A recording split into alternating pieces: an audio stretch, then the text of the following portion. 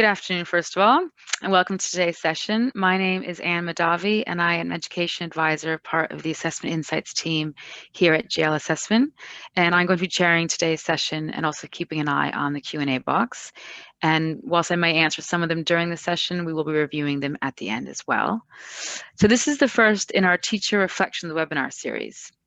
So this year's been challenging, to say the least, in so many ways. And for the first time in several generations, the majority of students across all ages have been away from school for almost 6 months.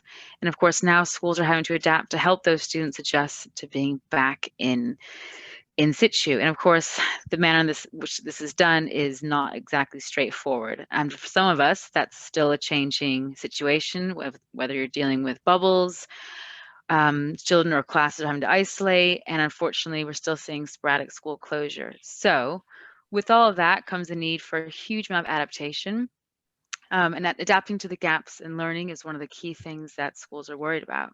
So today's session is really a reflection on how schools can support children specifically with reading.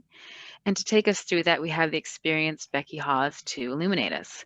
So Beccie has an extensive experience as a SENCO, an inclusion manager, and lead local authority advisory teacher.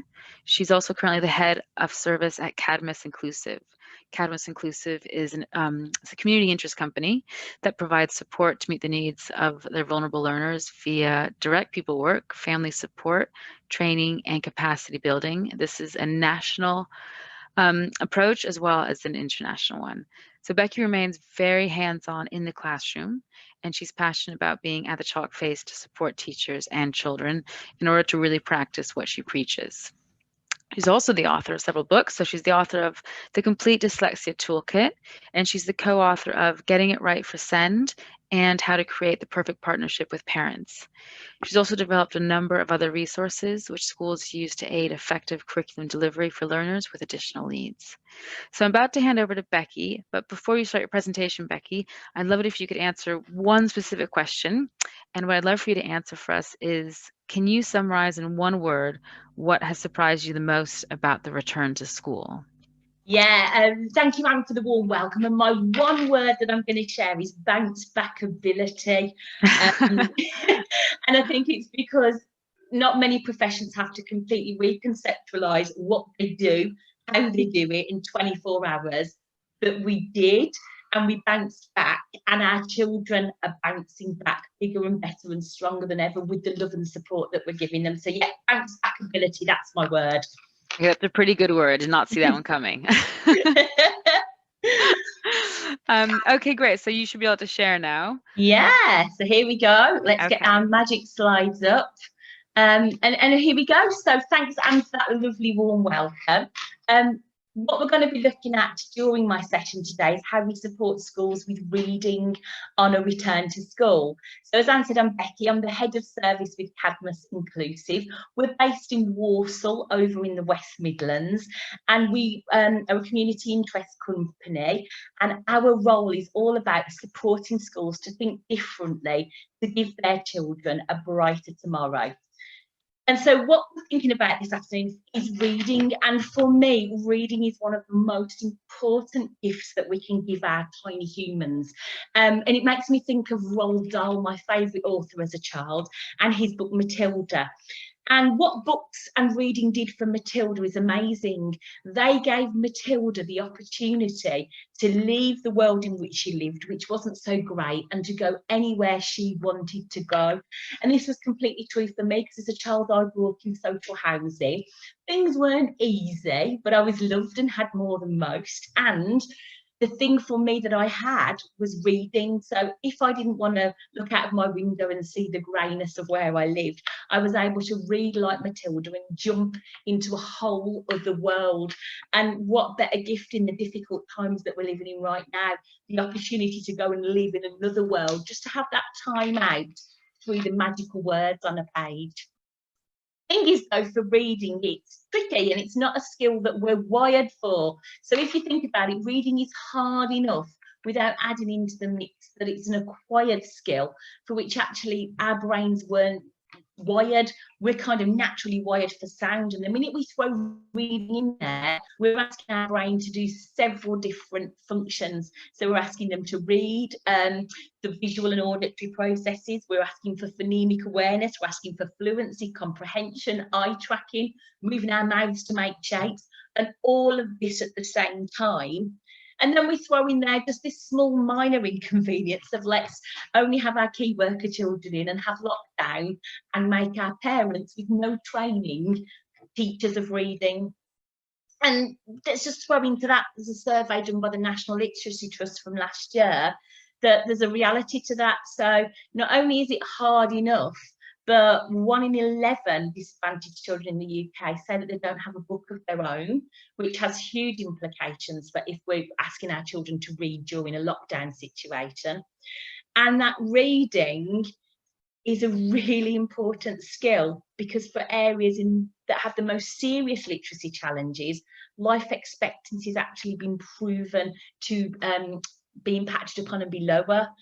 And then we've got this other interesting thing here, that it's about 25%, almost 26% of children say that they read daily, which actually isn't a lot.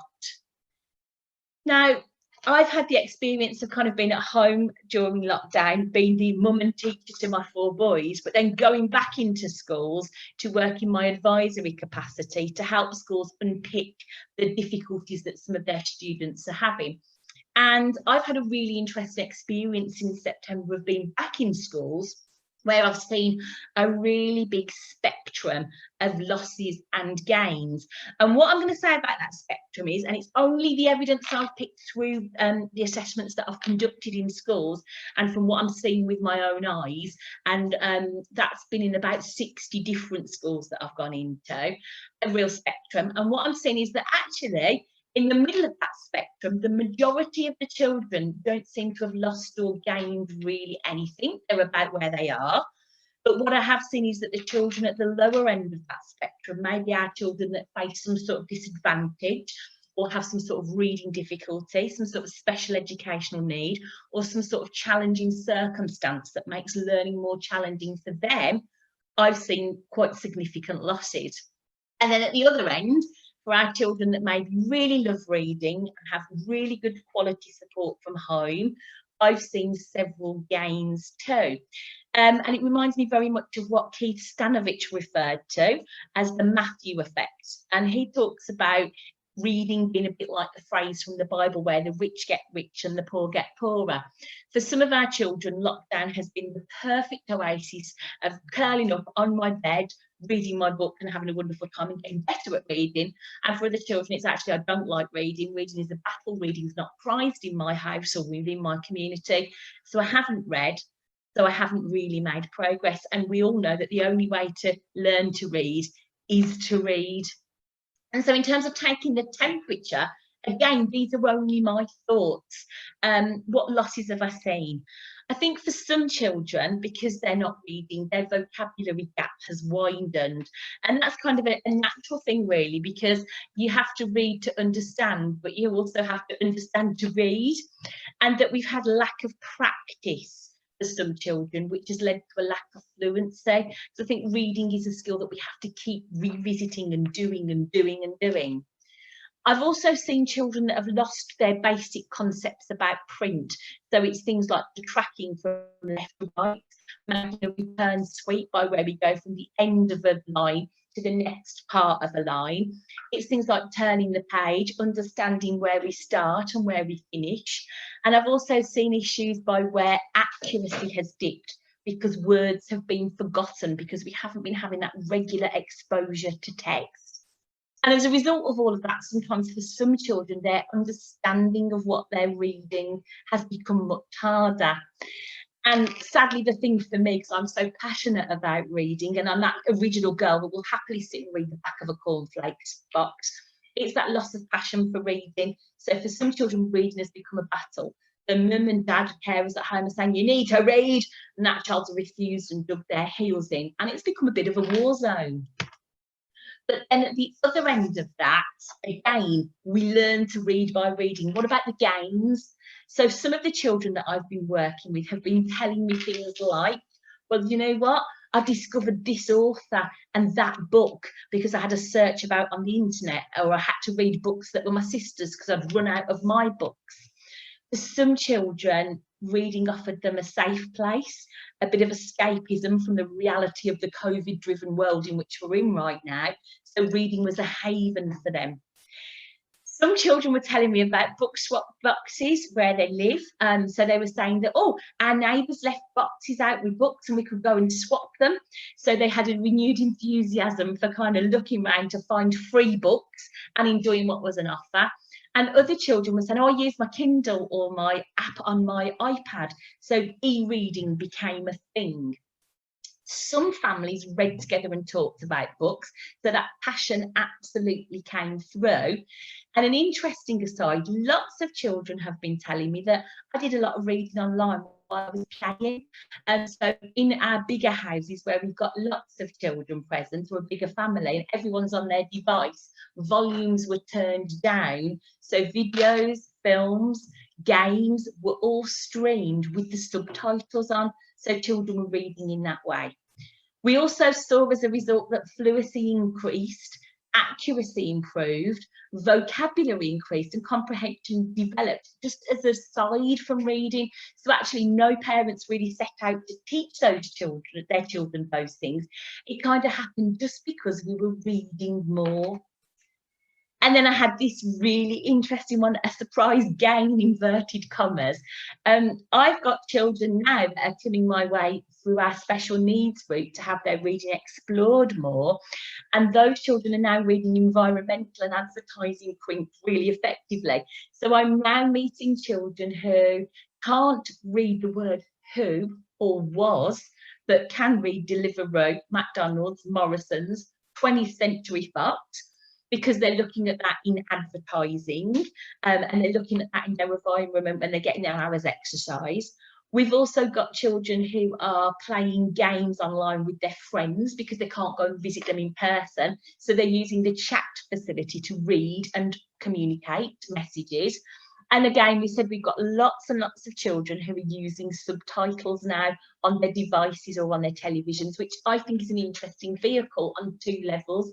The first being actually, yeah, we're improving because we're reading the words, but on a comprehension level. So we can look at the words, see what the words say, but then maybe look at the characters or the images on the screen to see if they match to help us make inference and deduction skills.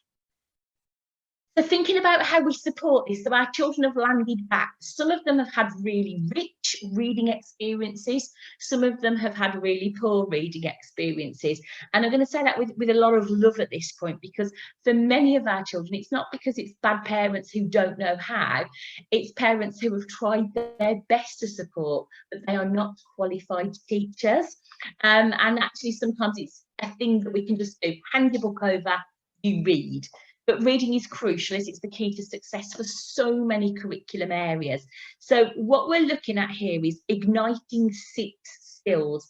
So the first one is to actually be motivated to engage with print, and what better way than to start using our technology and our devices as the hook. Have sound letter and sound knowledge so that we've got the mechanics for reading. We need a good vocabulary so that it makes sense to us and that we can make meaning from what we read. And we have to have those secure concepts about print. Does that child understand that we read from left to right and that we hold the book in this particular way and the pages sequence and time, that there are illustrations that add to meaning? Our children need solid narrative skills so that they can make sense of the story and that the story language means something to them, and that we've got that really sound phonological awareness. So have we got the underlying basic mechanics that are going to give us access to print, which will open so many doors for our children?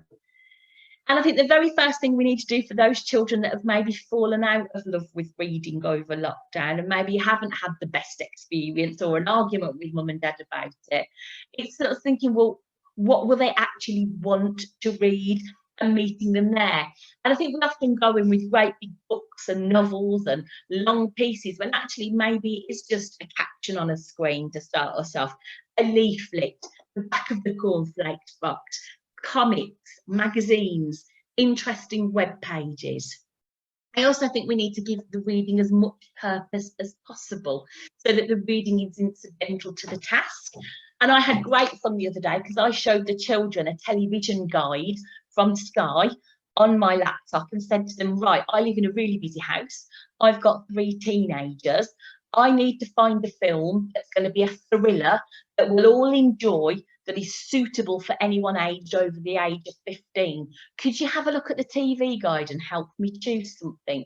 So straight away we got purpose. The children were helping me. They'd forgotten that they were reading because they were just doing a task and chatting at the same time. We need to make activities short and fun, so lots of quick bursts, not sit here with your book and die. And we have to make sure that it's incidental, not a thing.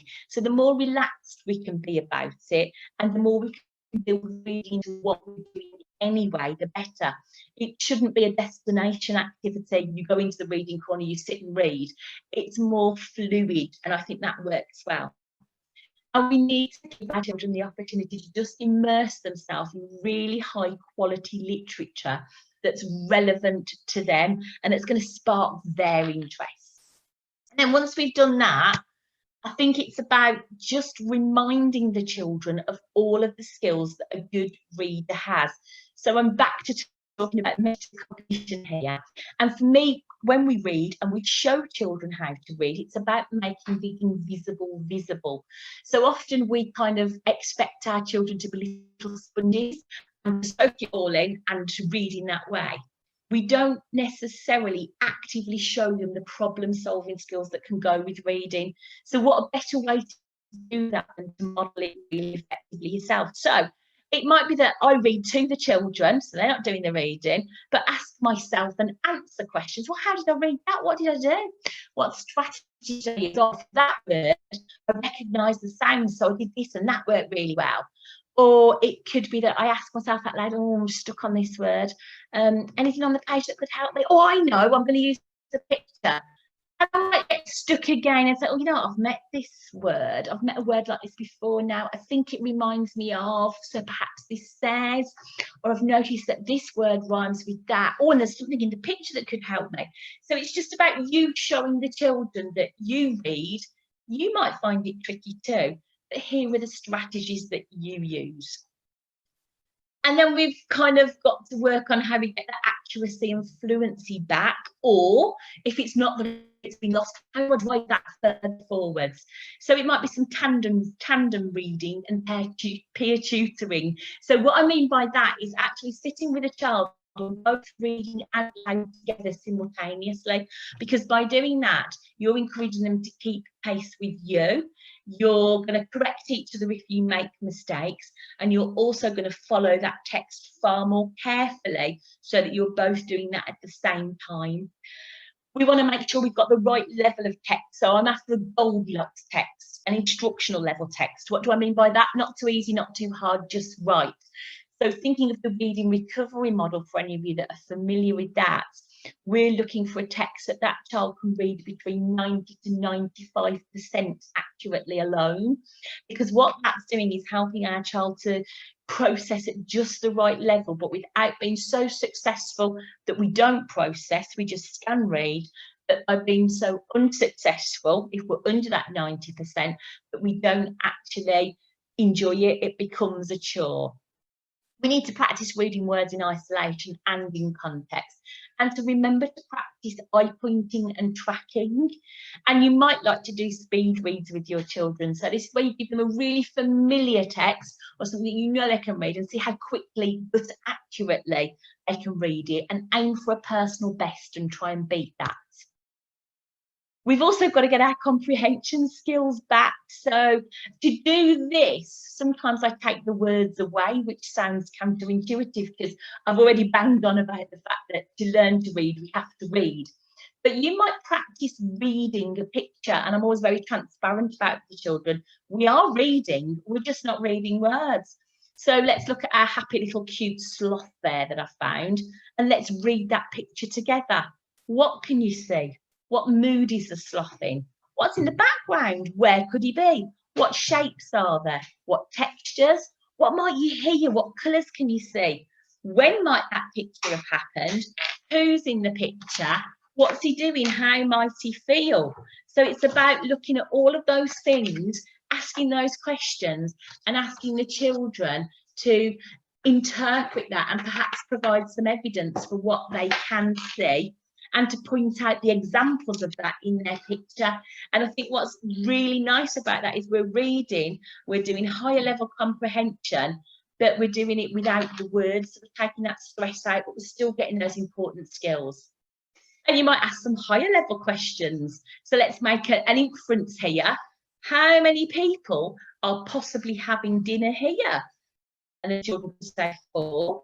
Or they might really go for it and say 5, because there's someone sat at the table taking a picture. We can do the higher level author intent questions. So we can say, actually, does the author want to show us that this is a happy or an unhappy family? How do you know? We could also ask questions to say, who is related to who in this picture? And why do we think that?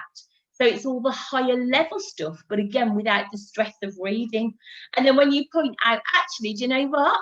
We've been really successful here because we have read this picture really well. We've made those inferences. Now let's take those skills to a text without the picture.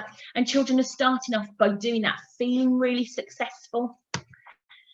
And then we've got this idea here. So for some children, what we can do is just look at a really basic text with more simpler reading skills required to access the words, but ask some harder questions. So if we're looking at this text here, we could ask what colour collar is the cat wearing? Well, that's a simple retrieval question. We can look through, find the word collar, read back and say it's red. We can go higher level and talk about the mood of the cat. And we've got to infer that the cat's skipping. So actually, may well be happy. We can ask if the cat's well looked after, and we can infer that because he's got a new collar and he's just been fed. So I'm going to say yes. And then we can use our experiences to predict. So this cat sees a mouse. What's going to happen next? And what's that based on? And the important thing here is to make the invisible visible. How do you know that? And what skill did you use to work that out? So again, we're reading. It's a little more incidental. There's not a lot to read, but we're really honing in on skills, skills, and skills. This one's another one here. This is all about working on comprehension and making inferences and being brave about telling me what I might think that the reading is only one sentence. So for our reluctant readers, we've really opened the door now. Instead of reading this page, just one sentence, one short sentence, only 6 words. And then we've got possibilities. Who's the sentence about? Why are they late? How old is Jimmy? And why might you think that? And the children always think it's really funny when I turn around and say, actually, Jimmy's 42 and he's the head teacher of the school and he's late for school because he stayed up all night watching a film with his wife. This is the big bit. I know if something feels nice, I want to do it all the more. Hence my love of a good gin and tonic on a Friday after a rough week at work.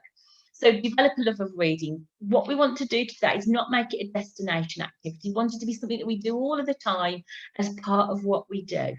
We want to give our children a range of materials, some choices, and we want to perhaps include things like audio books so that we can listen to stories too.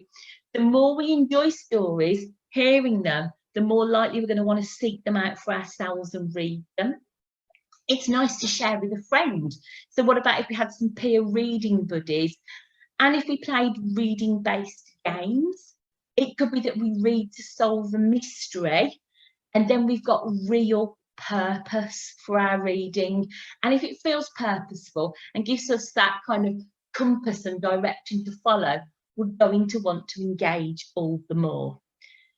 The thing is, though, despite doing our very best endeavours and our children trying really hard to improve their reading skills and receiving support at home, some children find it really difficult still. And that's where I think we've got to use our assessment really, really wisely and really, really carefully. So I always kind of think of assessment as a bit of an onion. And it's not because it's going to make us cry. Assessments don't do that if they're well administered. It's because assessments help us unpick layer by layer exactly what that child's strengths are, so that we've got something wonderful to build on, but also what that child may be finding challenging and what is acting as a barrier to learning, so that we've got a really secure evidence base for the teaching and learning choices that we're going to make about reading for the individual humans that are in our care. And so kind of, what do we do about that? Where do we go? Well, one of the interesting things, I think, is to get a helicopter vision and taking of the temperature of your group. That's where the new group reading test is really helpful. Now, because I'm a support service, what many of the schools that I've been going into to work with to support with their reading have been doing is using the new group reading test as a triage approach. So they've administered that assessment to their group and to worked out, right, exactly who is where right now. And because we've got a really clear idea of who is where right now in terms of the skills that are required to be a successful reader, we can work out where we need to go next in terms of what do we prioritise, which skills are lacking, therefore crucial that we teach, and which skills are strengths that we can use to bolster and build upon. So for me, the new group reading test in the schools that I'm supporting works really well, because it's a useful support tool to interrogate the whole picture of a pupil as a reader. I get a nice rounded thing that I can look at. From that, then I can be really informed in working out who needs support and exactly where they need support. And what I particularly like about it is I can look at prerequisite skills, so I can get underneath the act of reading to be sure about phonic knowledge, decoding ability, sight word knowledge, so I can look at mechanics, but then I can also go back a bit deeper and look at what the access to text is like, so we can get to what the reader takes away, the meaning, the comprehension. And that's where schools have kind of looked at NGRT and used that to open up doors for red flags. So by red flags, these are the children that they're concerned about, and schools are then approach me with X, Y, and Z. What do I do about that, and how do we delve deeper? In terms of thinking that through, we've got those so what questions. So my so what's about the NJRT is that it gives me the opportunity to become reacquainted with who has which skills. I've got early alerts to changing trajectories for reading. So for some of my children during lockdown, they absolutely zoomed because they had those rich experiences. So, oh, look, you've accelerated. How do we accelerate further? For some children, it was like you didn't really win or lose. You kind of stayed where you are. Great. Let's move forward from that point. And for other children who, for want of a better phrase, dipped, how do we reset those trajectories with a really good quality teaching and learning plan? It also gave us an essential evidence base to decide upon who got to target to make that progress. And that was, for some children, part of the whole class, and for other children with a well-founded intervention. And I've got from my NGRT really rich evidence as to where I'm going. And it gave me a really tight baseline so I can measure progress. And if you like, I've got an early alert system now for anyone who does go off kilter. Now we're back. I need to delve deeper. So for this, we had particular markers in mind in schools where certain children scored in a certain way. We then felt, actually, you're one for delving deeper with. So this is where certain children got put under the magnifying glass, because what we were able to do was, using the YARC assessment of reading for comprehension, was to really measure tightly their reading rate, their accuracy and their comprehension skills. And one of the nice things about the YARC is you can break down the comprehension skills into constituent parts. So you could work out things like, is it their elaborative inference that's letting them down? Let's work on that then and pull that up. So it gave us a really good diagnostic tool and pathway. We could then see from the YARC, the YARC assessment of reading for comprehension, exactly which bit to target. And then from that, we were able to make some kind of national comparisons. So we were able to say, okay, this child sits here in terms of a standardised score and a percentile. That means in the bigger picture, what it looks like in terms of where they're at and what we need to do to get them back into that at least average ability zone. And for some children, it took us even further. So we triaged with the NGRT. We then got under the magnifying glass with the YARC. And then we went where else? Well, for some children, it was looking at their underlying phonological skills using the phonological assessment battery. And for other children, it was looking at their receptive language skills to see if that was a barrier to participation and effective comprehension. So we used our British Picture Vocabulary Scale. What that did overall for us and our reflections was it gave us an evidence basis to the gains and losses we had a professional hunch about, but it also gave us a really clear system for who needs what it is they need and how we're going to deliver it, and how we're able to measure impact and gather evidence that we're making the right choices for our children to help them with their reading, which ultimately comes back to my strapline for Cadmus, which is about making our pupils have the bestest, brightest possible tomorrow. And I think reading really does open those doors. And so on that note, thank you for just listening to me rambling on about one of my favourite things in the world, reading. I'm sure you probably got some questions, so you can start popping those in now for Anne and I to sort through. And it'd be ace if you kept in touch. That's how you can get hold of me, and you'll find us on various channels within social media. So kind of, Anne, it's back over to you now, and we'll start having a look at those questions. Okay, great. I'm just going to switch our screen, so just give me 2 seconds to do that. Okay, hopefully you can see a new screen now. Yeah.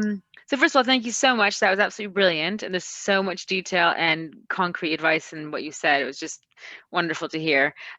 Before we move on to the sort of next section in terms of Q&A, I just want to run through a few things in terms of signposting some of the resources that are available to the attendees today.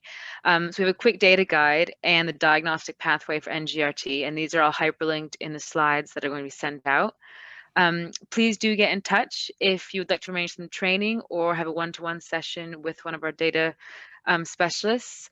And should you use any other assessments that JL produces, please consider joining me or one of my colleagues for our other webinars. Our teacher reflections continue this month with the next section focusing on student well-being. So we still have Becky for a few minutes, and let's have a look at the Q&A. But right before, I just want to ask Becky, one last question before we move on. In terms of what's that single piece of advice that you might give to schools in terms of what to look for in their data? Because I think schools are getting really overwhelmed and nervous, which is understandable given the current situation. And there is a lot of data coming in. And what's just the one thing you would say in terms of looking at that data? I think first, it's totally understandable to be nervous because we're really concerned about the impact of what has gone on and making sense of that impact and catching up where required as quickly as we possibly can, because we really want the best for our children and our young people. So the first thing I'd say is it's kind of part one, don't get too hung up on it. Remember, the data is there to support you, that you are a professional with good knowledge of your children. Yes, you've missed them for 6 months, but they're back now and you know them. So look at the data, but use your professional knowledge about that to inform what you're saying. And what I would say is have a really clear rationale for what you're looking at. And I'm always very concerned about the children that are just on the cusp of average at either end. So let's say that our children have just got into that average zone. That's brilliant, that's great, but we've got to watch them really carefully so they don't dip back or tail off. And then we've got to look at the other end, because we've got some children who are right at the top end of that, almost pushing into that really talented, gifted and able section. And it's making sure that we're looking for those children to provide stretch and challenge to keep them going on that trajectory. Okay, great. That's really great advice. Yeah, I think that's completely spot on. We're looking at the extremes, aren't we? We're looking at students and seeing how far they've in this sort of unfortunate negative reality of how far they've slipped, but also actually there's students that might have slipped just enough so they're on the concerning numbers, but actually they're still okay and they can kind of slip away under the radar, unfortunately, just due to just realities of time. So that's really, really great piece of advice. We have had a few questions come in. One of them was, how would you disguise a reading task at secondary? So I think Yeah. we do get a lot of primary focus because that's sort of, we want to introduce reading as a positive experience, like you said. And then by the time we get to secondary, we definitely get a tail off in terms of the level of advice, in terms of those methods to really get your older readers back on track or more engaged. Yeah, and So what would you recommend? I'm going to agree with you there, Anne, because we kind of at secondary school, we kind of assume, oh, well, they should have learnt to read by now, but actually that the reality is they haven't. And our secondary colleagues, for a whole raft of reasons, have got a glut of people that still aren't reading yet, despite our primary school colleagues' very best endeavours. And I think for me, disguising it's easy when they're little because we can pop them in a tent and do all sorts of exciting things. At secondary school, it's about getting the buy-in, and I think that's really hard. So where I have had success with some very disaffected young people, very disaffected to reading because they've just probably spent the last 11 years failing at it, is by thinking what their interests are. So it's using things like song lyrics, carefully selected due to the language, rap lyrics, you know, of course. Finding out about your favourite celebrities, reading Hello magazine, and that's quite stereotypical of teenagers, but it worked beautifully well. And it's about finding information about, so it could be that we've got a favourite celebrity, you pick that celebrity, I'll quickly bet it's an appropriate one for school, let's make a fact file by researching online about them, let's do this. So it's really thinking about what they're into, fashion, skateboarding, anything like that you can use. And I saw a fantastic physics lesson where there was a lot of reading to be done, but the teacher used skateboarding to talk about friction, and had got the students online researching different skateboard wheels. It was a group of boys, they loved it, and they were motivated to read because it wasn't about the science, it was about the skateboard wheels that the teacher then skillfully brought round to the science, and it worked beautifully. That sounds like a great lesson. And that's sort of making a harder subject like physics that can often be a little bit inaccessible to some students, and doing it online. It's just that kind of double, that tandem level of difficulty. The other thing as well is I've seen things like social media within schools acceptable policy device, schools device policy acceptance work really well. So they've used things like being allowed to use your phone to look things up, or writing a tweet or looking at a tweet. The brilliant thing about Twitter is it's really short. So the teachers have used short little tweets to read and get information from, which has been beautifully executed. Well, that actually leads me on to my one of our next questions quite well, in terms of sort of some of the logistics that's changed this year. And I certainly have heard of a lot of schools having to change their approach to things like either technology within school, and obviously how we're using technology within our homes to interact with our teachers, etc. In terms of you said that you're going into schools. We've had someone asking how you're able to do things like tandem reading whilst worrying about social distancing, and whether, I mean, I can imagine you've seen lots of innovative approaches. Yeah, to tackle that one dead easy, we've had 2 copies of the text and made sure we sat 2 meters apart, but it's an identical text, so as long as you've followed your guidance in terms of your 2 meters, you're fine. So we've done that really well, but we've just had 2 copies of the text, 2 identical copies, so we can both read at the same time and follow. Yeah, and I suppose it's one of those things that actually our students are adapting really well to these strange new ways, and they don't often know the difference. They don't remember what tandem reading looked like a year ago, especially for the younger years, and actually they just assume this is how you do tandem reading, which is sort of wonderful. It's just sort of us as the teachers that are aware that this is very different to how I usually teach reading and teach English. So that's great to hear that this is a very simple approach that's being used. I think at the moment, we had one more that was, you touched on it a little bit, in terms of just making sure that whilst we're obviously aware of the gap that's developing for some students, what about things like just good reading habits? Because whilst there's been lots of innovative ways that children are interacting with text and literacy, and that's really great. in its own. What Yeah. about things like good reading habits? And do we need to be worried about students developing sort of bad reading habits, even if they are reading, which is still the key? Yeah, and I tackle that. It's about modelling good reading and being really explicit about what good reading looks like. So that slide I had up about making the invisible visible. I think it's how we model it and how we approach it. So I think it is appropriate sometimes, even at secondary level, that the teacher does read out loud to the students and show them how they're problem solving, show them how they're tackling that text, talk about what you're getting out of it as the adult. But equally, it's appropriate for you to have your tablet out and be reading off a web page. And I think it's about providing a mixture of the two, really. But the more you model it and make explicit, this is what a good reader looks like, the better. Because children are like sponges, they do soak it all in, but some of them aren't great yet at pulling out what those key messages are. So the more you spell it out and say it and show it, the better. Okay, great. We've come to the end of our time, but I just want to say another really big thank you, Beccie. That was absolutely wonderful. It's a pleasure, and thank you for having me. I've had a lovely time. I don't know about you. I'm glad. Okay. And thank you to all the attendees today and for your participation with your questions. So on behalf of the company, I'd just like to wish everyone the best for the rest of the academic year.